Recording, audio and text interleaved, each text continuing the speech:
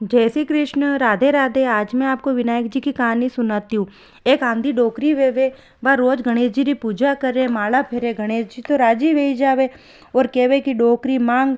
डोकरी कहवे कि महाराज मने तो मांगणो ही नहीं आवे, मुँ कई मांगू।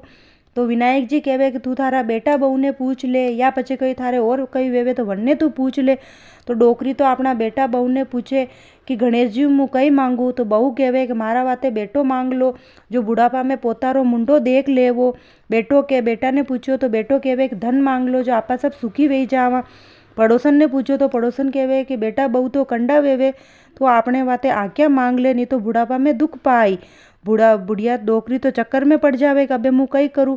होस्ती होस्ती हुई जावे। सुबह उठे, नावे धोवे, पूजा करे और गणेश जी आवे और बोले कि डोकरी पूछ ली दो।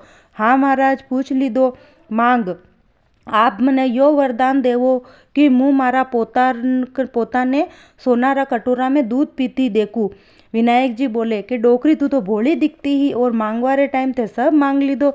वाह थारे असोईस वी कईन। विनायक जी तो अंतर ध्यान वे जावे और धीरे धीरे सब बाता हाची वेवा लागे। घर में धन दौलत ही धन दौलत वे जावे। बहू रे लड़को वे जावे, बुढ़िया डोकरी रे आख्या मिल जावे, आनंद ही आनंद वे जावे। विनायक जी जैसा वणी डोकरी ने टूटिया वसा सबने टूट जो। घटती हो तो पूरी करजो, पूरी हो तो मान करजो। जय गजानन जी बावजी।